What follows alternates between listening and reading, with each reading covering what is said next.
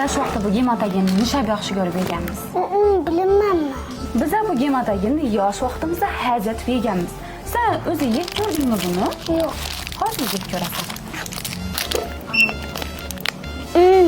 Masagan.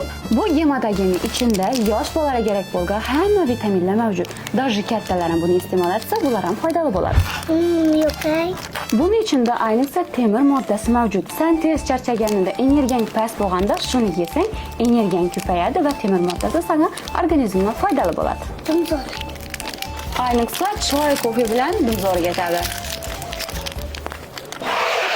Ko'rish gematogenni yemaydi. Yana buni eng zo'r tarafi, siz zaldan chiqib bemalol buni vaqt sifatida qabul qilsangiz ham bo'ladi. Nerdan topaman deysizmi? Shahardagi barcha aptekarlarda bor.